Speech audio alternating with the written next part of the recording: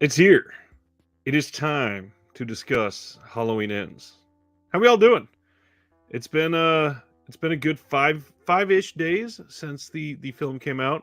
I think it actually dropped last Thursday evening, so almost 6 days. And I was waiting to say anything about it live because everybody out there is wanting to put their opinion on it, and I get that. However, there's a lot of people that didn't watch it, so having just a mouth blowing into the wind the day that it came out, that only works for the Halloween diehards, and the Halloween diehards did not know how to react to this movie. So we're gonna go all the way in. We're gonna talk about Halloween Ends, talk about the David Gordon Green trilogy. We're gonna talk with you all, hopefully, and discuss what you thought about the newest Halloween film. What's going on, Zach and Sam? Hey, hey.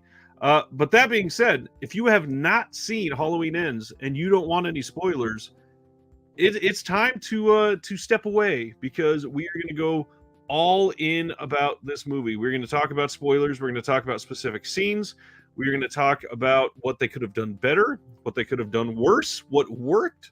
We're going to talk about the Halloween franchise in general. And if you don't want to hear about Halloween Ends, now's the time. Click stop, close out the tab, turn off the podcast, whichever way you're listening to this. Time to back out and come back to this after you've seen it. I promise it will be better then. What is going on, The Hobbit? Yes, it's in the afternoon. I know it's weird, right? I'm off work all of a sudden, early day today. Figured, hey, let's discuss Halloween instead of putting out a whole pre-recorded video today. Let's discuss Halloween. Max is one of the ones that does not like this one. He says, I call the ones who haven't seen it the lucky ones. Max has been killing it in our Discord over the last week since this movie dropped. It's really funny. Scolder, what's going on? Hey, hey, Angie. Hunter, hope the reboot is called Halloween Ends Begins. Yeah, we're going to talk about the future too. I forgot to bring that up, but I've heard some really weird theories about how they're going to continue this. And basically, it's a whole bunch of people talking out their ass. But let's start. So, Halloween Ends. The biggest thing here is that going into this, we knew that this was the end of a trilogy, the end of a saga, essentially, one that started in 1978. And Chris, what's going on? Yeah, catch after work.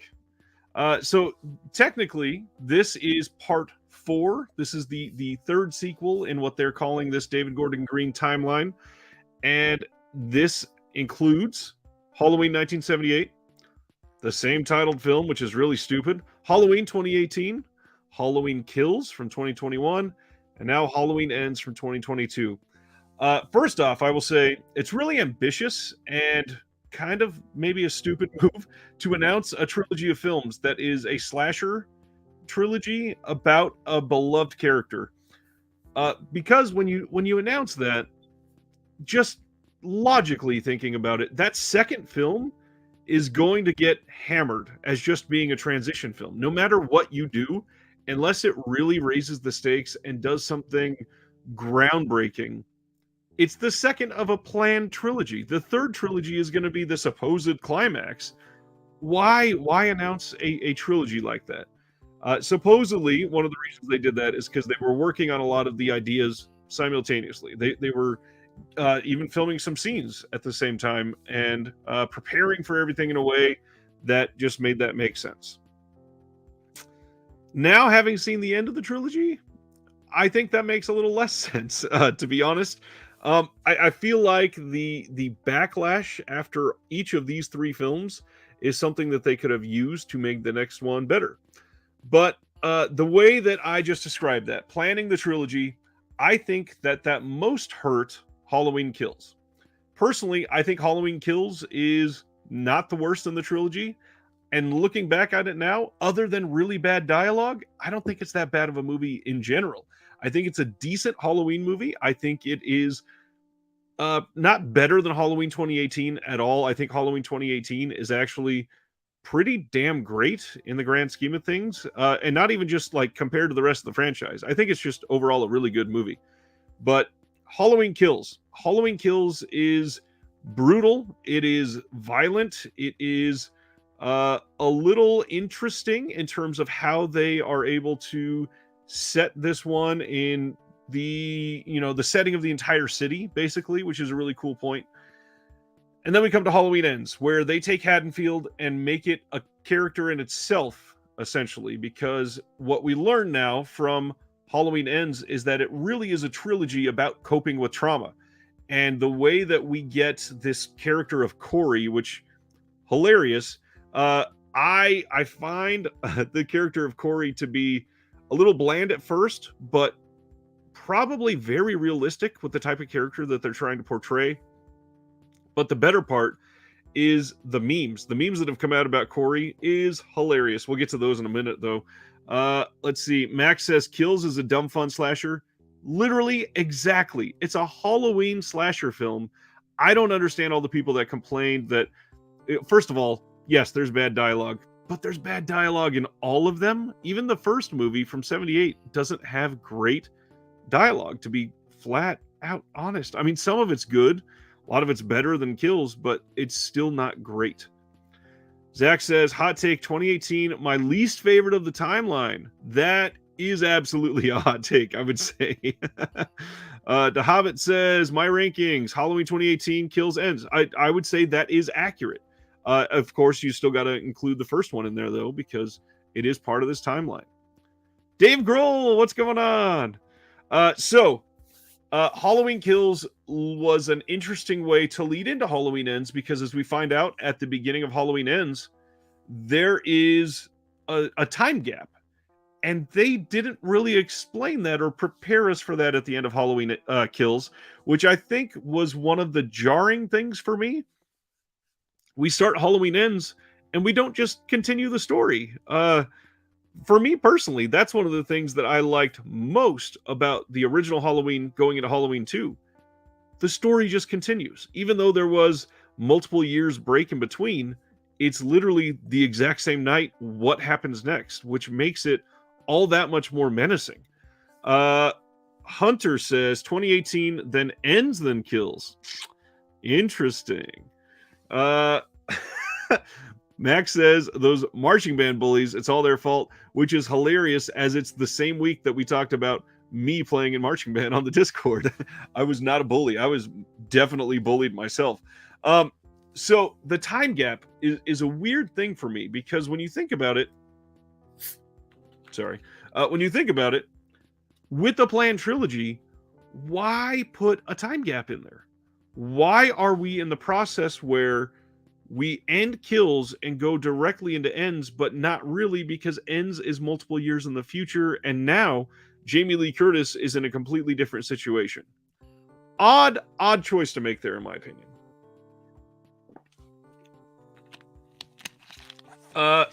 Okay, so I was actually going to bring this part up, but with Dave Grohl's comment, let's talk about this. Jeremy says, I'm of the camp where if Halloween Kills and Halloween Ends plots were flip-flopped, a lot less people would be complaining. It would be a more satisfying rampage killing spree ending to the trilogy for some. I 100% agree with this. I think if Halloween Ends had been part 2 and Halloween Kills had been the ending of the trilogy, but you take the climax of the killing of Michael Myers from Halloween Ends and just put it on the end of Halloween Kills, everything makes a lot more sense. So we finish Halloween 2018. We take a time gap. We go a few years in the future, and now the whole city is seeing this trauma take hold of the city and seeing how we respond to that trauma. One of the ways we respond to that is Jamie Lee Curtis, Laurie Strode, has moved back into the same city from Haddonfield. She's no longer off isolated to herself, and she is coping with the trauma. We also have a character in Corey that is now suddenly here, and everybody in the city, because Michael Myers is back, is looking at everybody a lot more suspiciously. And they're saying, did this kid, basically a kid, did this teenager kill this couple's kid in their home? And it was all his fault. And so because of the tension and rage in the city, they're going to carry it out on this Corey babysitter. It's an interesting take. I think it would have been viewed as a stronger lead-in. I agree with that, Jeremy. Completely agree. Max is asking, I wonder if they had established Corey as a character in the previous film, I wouldn't have felt it was so shoehorned in.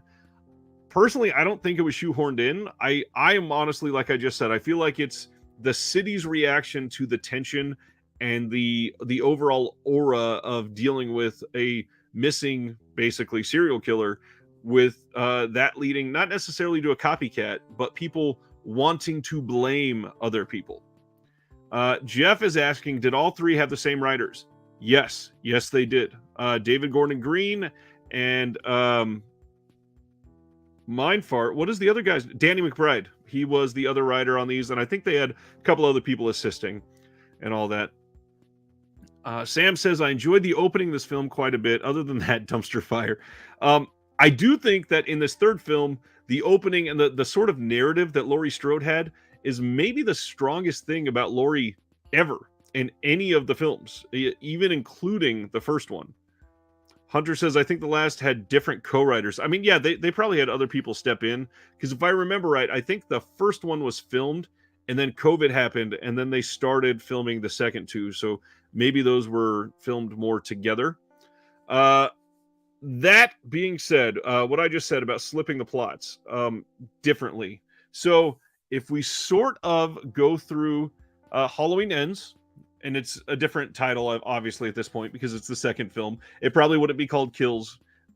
Maybe it's Halloween Copes. That's a terrible name. So we're going throughout this timeline now, and Corey's here. And we get to the point where Corey, like I said, not a copycat, but more of a scapegoat. He made a bad choice as a babysitter, and the family is completely blaming him as, we're scared living in Haddonfield, and maybe you're trying to kill our kid, and now he's dead. So, hey, we're going to blame you. That being said, the ending of the film is so awkward in Halloween Ends because they rallied this whole city up around the fact that Laurie and Michael just had a little, grudge match in the kitchen.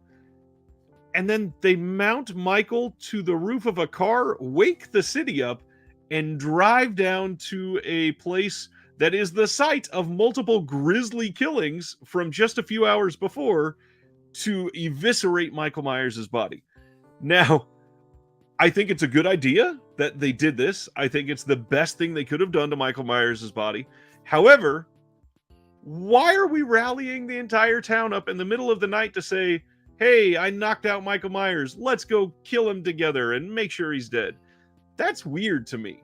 I think if they did that at the end of the Halloween Kills timeline, it would have been 8,000% more satisfying. All of the multiple really gruesome bloody kills that they had in Halloween Kills, if they completely, as everybody's out traumatized because people are getting killed in their city, they're all awake already. They're all there hanging out, trying to understand what is happening with their families, with their community. You get Laurie and Michael fighting, you knock them out, you mount them to the roof of your car, and now everybody's there. It's a freaking reverse Frankenstein torch parade, basically, where instead of, going up there to get rid of the monster that was just created, the monster was created long ago, and now we're there to destroy the monster. And it is so much better that way because it's more logical. And I understand it's a slasher series about Michael Myers. Nothing has ever been logic-based. I get that fully. However, it would have made so much more sense that way. Halloween Ends. Let's get back to some of the other things. There are a lot of people that are really upset with how Michael Myers is hardly in it for like the first 40 minutes. I think he makes one little quick appearance, and then he doesn't really come in until the whole Corey going down in the sewer storyline. It made sense to me. A lot of people are upset about that, which I get because it's a Halloween movie. However, Michael Myers is really freaking old at this point. This is, where he was born around 58-ish, I think it was, or something like that. And if we are playing that this is current time, Michael Myers is like mid-60s. He's not out there lifting weights. He's not out there, eating well. He's abducting people, taking them into the sewer and eating their bodies. I mean, that's not somebody that can go fight well or be a huge main character in a film about slashing. Doesn't make a whole lot of sense. A whole lot of sense. Jeremy says Teenage Mutant Michael Myers. Let's see. Zach says, I'm on the other end. I think that what I like about the current is you have Halloween 18 dealing with past trauma, Kills dealing with current, and ends with the future and closure of trauma. To a point, I do understand that. I think that there's ways that they could have conveyed that if they had reversed those still. I think that Halloween 18 is not just dealing with past trauma, but the reemergence of past trauma as being current trauma. Halloween Ends is more of how the city reacts to that trauma. And then Halloween Kills could have been coping with that, coming back to a new high point, and then responding in a way that leads to resolving permanently for the future. Because I imagine that at the end of Halloween Ends, Haddonfield as a whole just sort of, finally, they're gone. Yeah, Matt, I know you hated it. I do say it did take me 2 viewings to kind of, I won't even say respect it, but view it as at least a decent entry into the franchise. There's still a lot of things I disrespect about it, for sure. Max says, I agree about Laurie. It's the best her character's ever been. 100%. That's part of what frustrates me. I want a bigger exploration of her character. And I agree. I think that they finally stepped into the other sides of Laurie that wasn't just victim. The fact that we saw her in a supermarket, that was, not only was it, I hate to use the word innovative because it wasn't, but it was brand new to the franchise, but there was actual exploration in other emotions there. And it wasn't just revenge. It wasn't just Michael Myers. It was just living life, which is nice for sure. Sam cringed at the procession and Nerd laughed at it. Yeah, it doesn't make a whole lot of sense when you think about it. So, the whole procession thing is one of the biggest things that I would have changed. And again, I think if the movies were in different orders, it would have made a little more sense, maybe logically. That being said, I do think it was decent. However, what I just said is accurate. The first time I watched it, it scored about a 2 to a 2.5 for me on this arbitrary 5-star rating system. The second time, it jumped up to about a 3.5, which in my Rotten Tomatoes Ryan version of life, I would call that a fresh movie. I think that it's at least good. However, I think one of the things that I needed is I went into that second viewing not expecting a Halloween film. That's not a good thing. That's not something that I would want from the franchise of Halloween. If you have to not expect a Halloween film to enjoy a Halloween film, that makes it unsuccessful in my opinion. I do think that the story is great, but maybe something like this would have done better as a prologue of some sort. Like I said, I think if we changed the order up a bit, it would have made a lot more sense, but I don't want to have to not expect Halloween to respect Halloween. Does that make sense to anybody else? Does anybody else feel that way? I would love to hear some feedback on that. It is something that I've had to sort of deal with and not really enjoyed that aspect of it because I love Halloween. I mean, I put all these movies up behind me to show, I mean, just like a lot of you physical media collectors, I've bought Halloween way too many times, but it's because I like Michael Myers. It's something that I have grown up with. I mean, if you watched my tier video for Halloween, this is probably like the first real scary movie situation that I remember, even though I know I watched a couple before that, but it was formidable for me. It was something that shaped the next, not only just the next, but the rest of my life. It's something that has led to me loving cult films. And I adore everything about the series, even though they're not all great. And Halloween Ends is a part of that. I adore it because it's close to me, but it's just not great. And Resurrection is the same. Busta Rhymes did not need to be practicing kung fu in the Halloween franchise. The rest of the movies, I would be curious where people are ranking this throughout everything else. I will share that in just a second. Andrew says, I must agree, felt indifferent after watching. That's a good way to put it. Yeah, I could see feeling indifferent for sure. Christopher says, I enjoyed it for what it was. People are saying it is garbage. I disagree. Yeah, I don't think it is garbage. Max and Matt sure think it's garbage, though. I'm gonna leave this over here. So ranking throughout the entire franchise. If you did watch my video, you'll see where I feel on everything else. Mostly H2O is probably the most out of nowhere one that's nearer the top than the rest. Matt says, my buddy has a theory the script was rushed, and that's why we got what we got. I don't know that that's the case. I would love to hear if that's the case.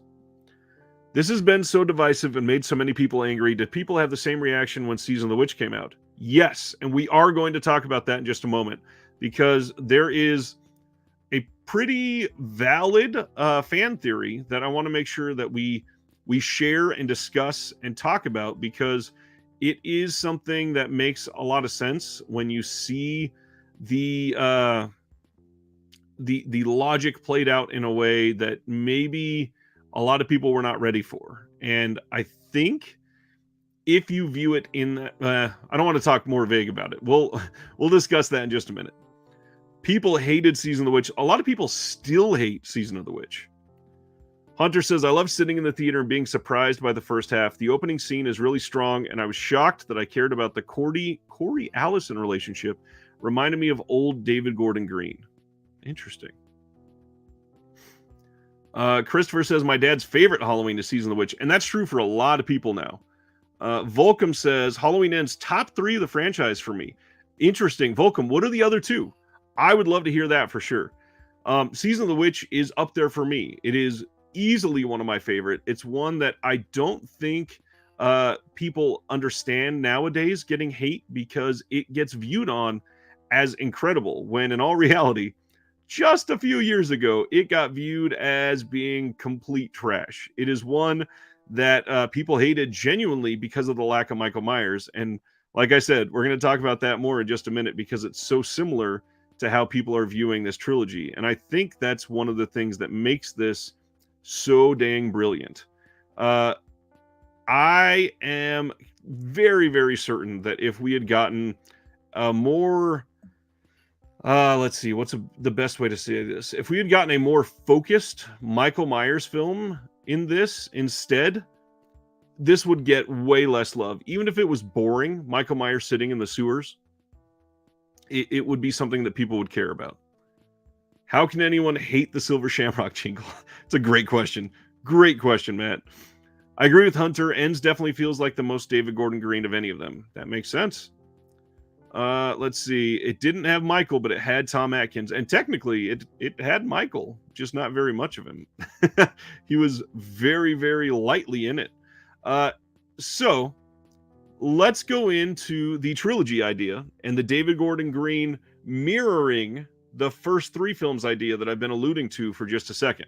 I'm going to share my screen with one of the things that has now been, this super iconic imagery that's being passed around online. And I think it's good to discuss this.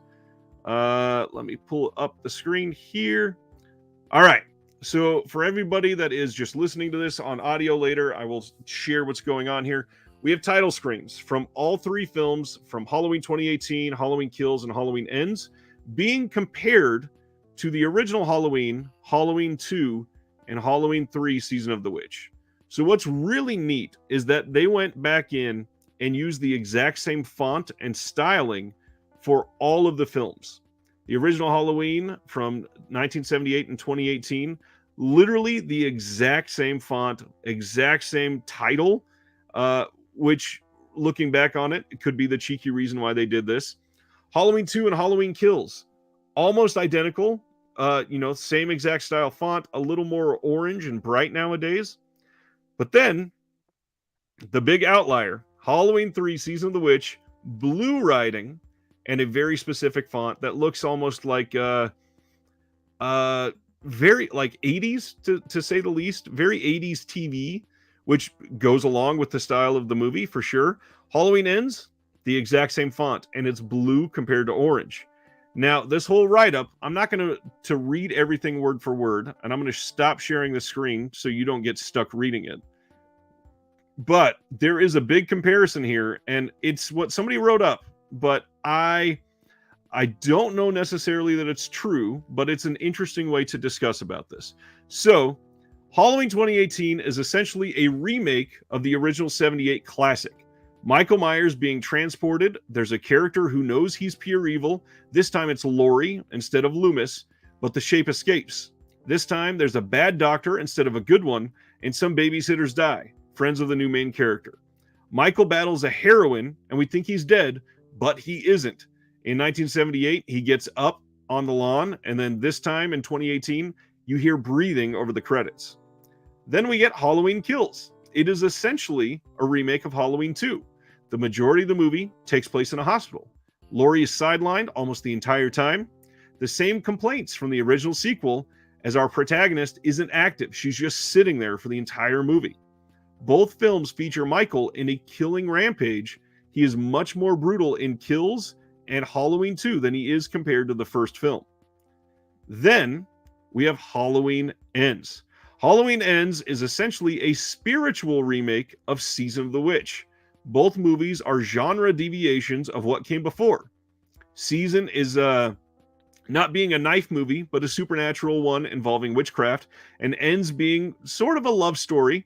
You could argue that the Ellie aspect of being a love story, but it was the 80s and Atkins was too smooth not to get some tail in a movie. It's Atkins, he had to. And Halloween Ends features Little Michael. The biggest gripe being Halloween 3 is a Myers experience. So we have two movies at the end of this trilogy that shows that there is very little or no Michael, essentially, in Halloween 3. And now in Ends, we get very little Michael, and people are complaining about the exact same thing. So not only did David Gordon Green possibly remake the original 3 without us realizing it, he recreated all of society's reactions to the older films. People digested Halloween 2018, Kills, and most people are responding to Halloween Ends the exact same way that they did to the original trilogy. It's almost exactly the same across the board. Everyone loves the original, and today, most people are saying that they love Halloween 2018 the best. I even say that. We got a couple naysayers in the chat here today that say otherwise, but I will say Halloween 2018 is the best of the new trilogy. Then the sequel ain't nearly as good, but it's still good. And then the third is like a what the hell is going on type of different reaction compared to the first two. This is a great point. This is a great way to look at it. It's an interesting way to reanalyze these while you're within the situation, but being able to know what happened back in the late 70s and early 80s. Max says, counterpoint, Halloween 3 is good. That's really funny. Hunter says, ranking these is tough. I guess I'd go Halloween 78, then Zombies Halloween 2, 2018, Ends 3, then 2. I can't rank the rest because it's been too many years since I've seen them, which makes sense. If you remember, and if people are in the chat that don't remember, I will share. I'm a big Rob Zombie Halloween apologist, I guess I would say. I don't think they have any reason to apologize for. I think both of the Rob Zombie Halloween films are amazing in their own right. I think Halloween 2 from Rob Zombie is the most innovative of all of the Halloween films by a long shot. And that's even counting the first one. I don't think the first one was super innovative. I think it was good. I think it was well made. I think it's one of my favorite movies of all time.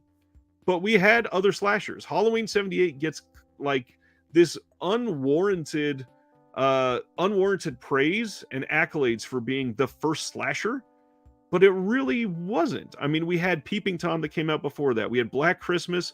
We had a handful of other things that came from overseas that were a lot better. We had other home invasion movies that came out before Halloween. It didn't make sense to classify this as the number one. And that's not saying I don't love it. I mean, just recently, and my patrons have already seen this, but to anybody that's not a patron, this is really cool. I love the first one so much that I've been trying to get the original lithograph that came with this fancy 15-disc Halloween box set from Scream Factory, and I finally found a way to get it, and that is because the original artist, Paul Shipper, posted them for sale from his website. And this is mine now, but the cool thing, as you see on this side, it is autographed by the artist as well, and this is numbered 11 out of 20. And this original lithograph, you can see Laurie there, you can see Michael on this side. I love this poster. This is absolutely getting framed soon. That's how much I love and adore Halloween. It is very close to my heart, for sure. Christopher says, some are better than others, but all the Halloween movies are good in some way, and I love the series no matter what. That is exactly what I feel. So, different plot points about Halloween Ends. Let's get into a couple of the deeper things. So, what people are looking at as a love story, I don't think I even looked at as a love story during Halloween Ends. I think I viewed it more as a rescue mission. I think I viewed Corey as, this other side of Allison, that she viewed him as possibly being able to pick up from being bullied, pick up from being the outcast. He has been mistreated in the town, and she knows what it's like for somebody to be mistreated because of everything that's happened with her grandmother. And now she wants to possibly help him. And that turned into a little bit of a romance, but obviously that didn't last too long. So I didn't really view it as a love story, I got to be honest. Then the other parts of that, the kills. The kills in a Halloween movie need to be good. There were a couple decent kills in this movie. I got to say the blowtorch one, definitely the most brutal one for me, even though it wasn't super gory. It definitely looked the most painful, that's for sure. I really enjoyed the idea of this person. That sounded very sadistic. Let me restart that. I really liked the intimidating thoughts of the individual that was trying to get through the fence and got pinned under the fence by the truck that Corey was driving. That was pretty brutal. But the rest of them, like, not super brutal. Obviously, the kid dying at the beginning was a little bit of a shock because a lot of these Halloween movies, they don't show kids dying. It's not something that they've needed to dive into, I guess. So that was nice to see. Again, weird way to phrase that. I'm not an evil person, I promise. But other than that, like, there's not a whole lot about this film that's going to be memorable for a lot of people, I don't think. And overall, it's weird to say, but I'm kind of okay with that. I'm okay with the fact that this was mostly a cathartic release. When you are living in Haddonfield and all of these terrible things have been happening, to see the body of the person that started it all just get mulched to pieces in this grinder, that has to be one of the most relieving things that the city has ever felt. So that's kind of a cool point, I think. Defends Rob Zombie Halloween films and says he's not a monster. Max, I love you so much. Let's see. What else? The whole possible allusions to it, with Michael Myers staying down in the sewers and getting people and bringing them down into the sewers and eating them. I think it was a little cliche. I almost think it would have been better if they would have chosen like an abandoned business or something like that. Maybe something that would have been a little more innovative, I guess, compared to other films. They probably couldn't do an abandoned house because a lot of the other Halloween films just show him living in an abandoned house. But the whole tunnel sewer thing, a little odd. A lot odd. But hey. Christopher says the tongue was my favorite kill in Halloween Ends. It was funny, that's for sure. And I guess Darcy the Mail Girl, who was a lot of people don't know that because they don't pay attention to her. That was Diana Prince. That was the like front desk clerk at the radio station, and she kind of died in the movie, but it's really just screaming that you hear, I think. Behind the window you see a little bit of blurriness.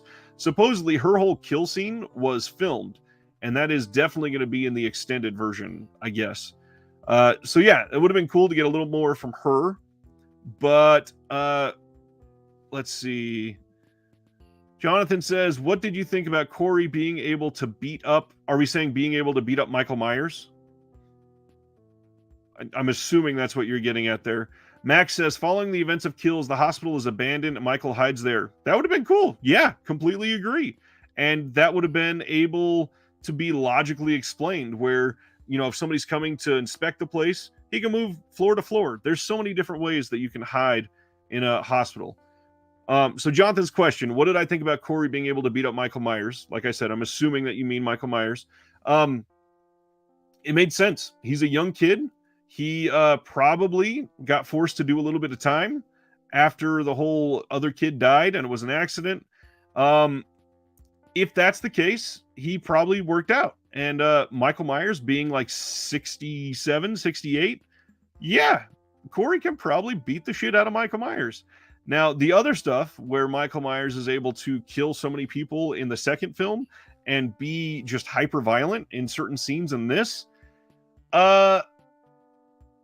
it does make sense too there because he mostly does things in a shocking way. He's imposing, he's large like me, and he is able to go into a situation and be violent and take control of the situation because he's violent. And that makes sense. But if you just throw down Corey and say, hey, defend yourself against this guy, yeah, I'm not going to say he can take him necessarily, but he can probably hold his own pretty damn well. Michael's old. That's the truth here, sadly.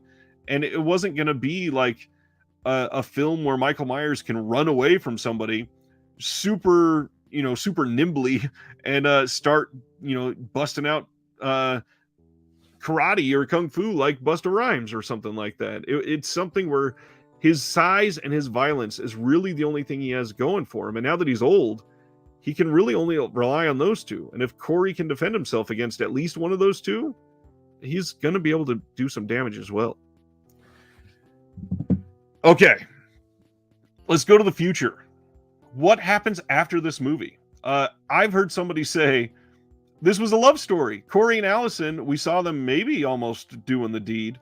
I bet Blumhouse in a year or two, they're going to release a movie where they have a baby, and it's the baby of Corey, and he's going to come out and be a killer. I don't understand that. It makes zero sense. They are not going to do that. I see this as the 100% end for a complete line of characterization. We're not going to see a continuation of this story at all. And there's no reason to. I don't see any reason why they would reboot this next year. Would it surprise me? Not really. But I guarantee in a few years, we're probably going to get another Halloween film. It'll probably be called Halloween, and it'll probably be a remake of the first one. Max says, are they going to reboot the franchise and we'll have a fourth film titled Halloween? I already answered that, but my answer is probably yes, sadly. Jonathan says, thanks for your take. Unfortunately, it didn't work for me because he took out a whole fire brigade in the last movie, but the lapse of time makes sense. It helps it make sense to a point. Yes, I get that. Rock Chudson says, when Michael got ground up, my wife turned to me and said, nah, he'll be back. Yes, I'm very, very confident eventually, because this makes so much damn money, we will get another Michael Myers film, but it has to be a reboot completely. That Michael Myers will not be coming back. Not to mention, what Angie says here is accurate. Jamie Lee has come back and says she is done. She's not doing any more Haddonfield, any more Halloween movies. As much as I would love to see it, her and the police captain, I would love to see Laurie Strode just being happy for a movie, which is kind of weird to say since the first one was in 1978. Yeah, it'd be nice to see a little bit of cathartic happiness for them as a prologue, but who knows? Maybe we got some scenes for that and they're going to throw it on an extended version. So yeah, I think the future is done. I don't think we're looking at any more Blumhouse Halloween films. I don't think we're looking at any more David Gordon Green Halloween films. I think that in the future there will be a reboot. However, this is not the time. It's not something that we're going to have for multiple years. Now they're focused on a Exorcist trilogy. Yay, maybe. I don't know. Okay, now the other big thing to talk about. Society's response to this film and the toxic ass fan base about this movie. Oh boy. So I'm willing to bet that most of the people on this channel are not a part of this, but I just got to share the opinion out there that first off, gatekeeping is for assholes. It makes no sense at all to tell somebody that they can't like a movie. It makes no sense to tell somebody at all that they're dumb for liking a movie. It makes no sense at all for people to reduce the work of the people that made the movie because they didn't like the outcome of it. Just getting a movie made in 2022 is a very difficult task. And again, not defending all the choices in the movie. I think they made a lot of mistakes.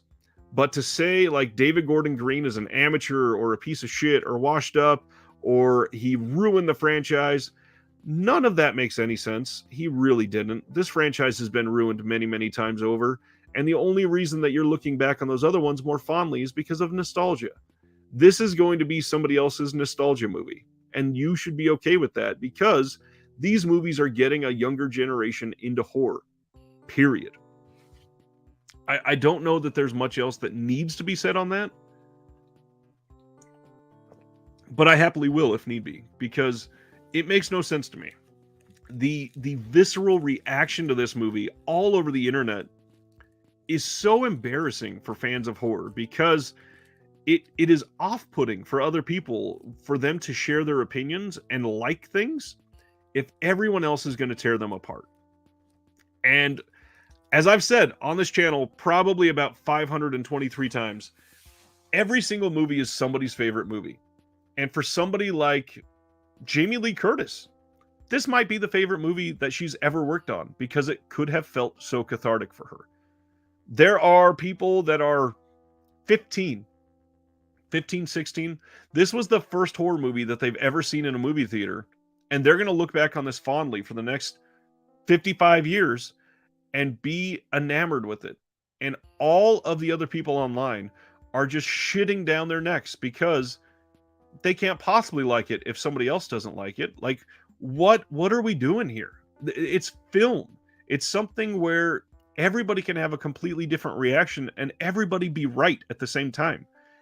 There is no sense in putting people down for what they enjoy or for telling people that they're wrong. And I just can't stand to see it.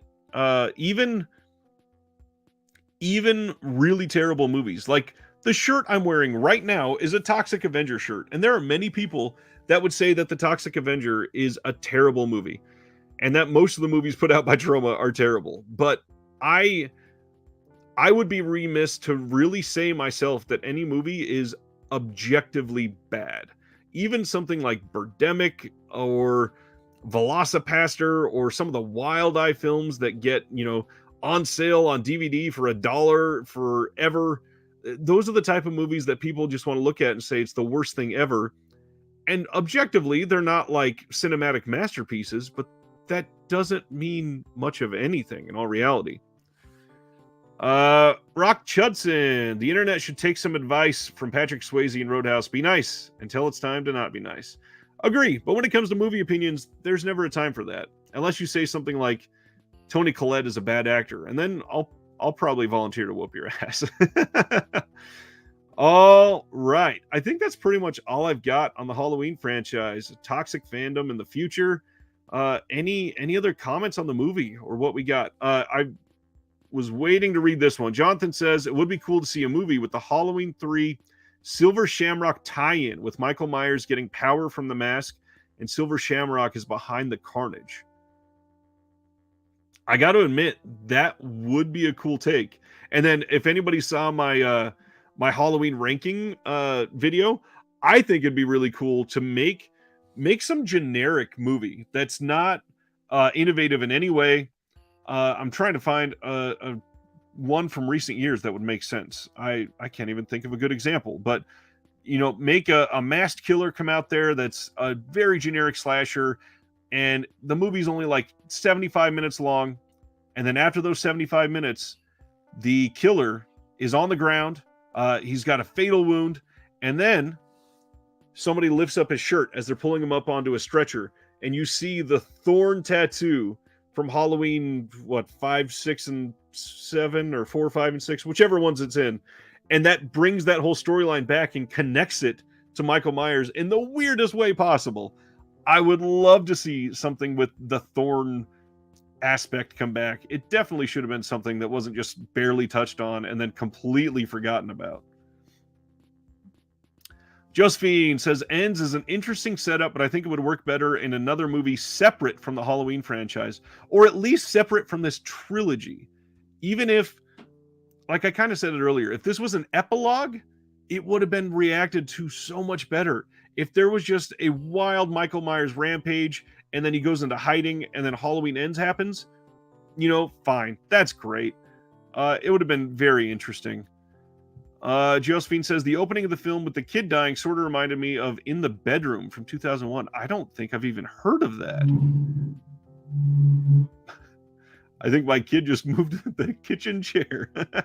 That was a very loud sound. Jonathan, let's get Sean Baker on board and Prophet. I mean, in the video, he said he's moving towards more genre stuff. You never know. I would love to see a Sean Baker horror movie.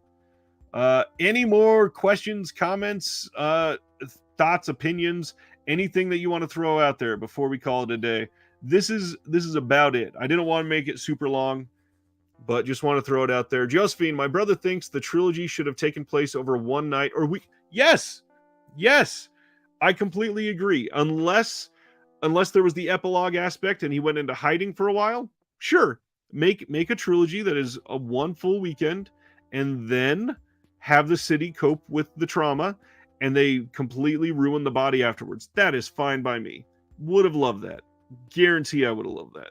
And then it would have felt a little more conjoined.